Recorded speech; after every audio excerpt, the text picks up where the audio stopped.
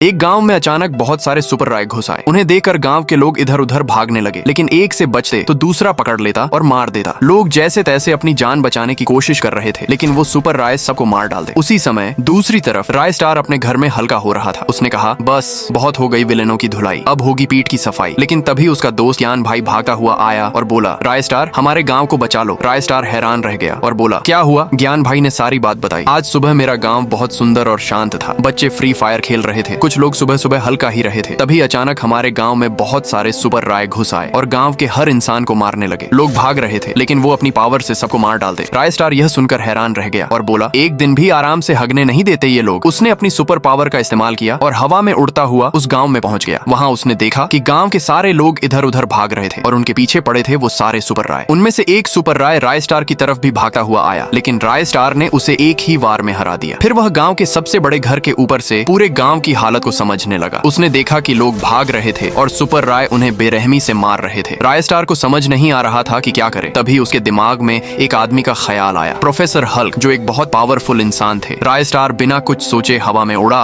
और कुछ ही देर में प्रोफेसर हल्क की लैब में पहुंच गया। लेकिन वहां का हाल और भी बुरा था। सारे लोग मरे पड़े थे, सारी मशीनें खराब हो चुकी थी और लैब के कोने में प्रोफेसर हल्क बैठे रो रहे थे। राय स्टार ने पूछा, क्या हुआ था आपकी लैब में और क्या तुम्हें पता है कि वो सारे सुपर राय कौन है? प्रोफेसर हल्क ने कहा, राय स्टार, मुझसे बहुत बड़ी गलती हो गई। फिर उन्होंने सारी बात बताई। कुछ दिन पहले मैं अपनी लैब में बैठा कुछ काम कर रहा था। तभी एक आदमी ने मुझे बताया कि मार्केट में कुछ गुंडे घुस आए हैं और लोगों को मार रहे हैं। ये सुनकर मैंने सोचा कि अगर मैं उन गुंडों को मार दूं तो सारे लोग मेरे फैन बन जाएंगे। लेकिन जैसे ही मैं वहां पहुंचा, वहां भीड़ लगी थी। मैं पास गया तो देखा कि राय स्टार यानी तुम मुझसे पहले वहां पहुंचकर उन सारे बदमाशों को हरा चुके थे। तुम्हें देखकर लोग तालियां बजा रहे थे। मेरा प्लान था कि मैं तुम्हारे जैसा एक और राय स्टार बनाऊं, लेकिन वो होगा मेरा राय स्टार सुपर राय। मैंने अपनी सारी जान लगा दी और आखिरकार वो तैयार हो ही गया। उसे देखकर मैं खुशी से नाचने लगा। अगली सुबह गांव में कुछ बदमाश गुंडे लोगों को मार रहे थे। मैंने सोचा कि यही समय है मेरे सुपर राय को टेस्ट करने का। मैंने उससे कहा, जाओ उन बदमाशों को मार दो। सुपर राय ने मेरा कहना माना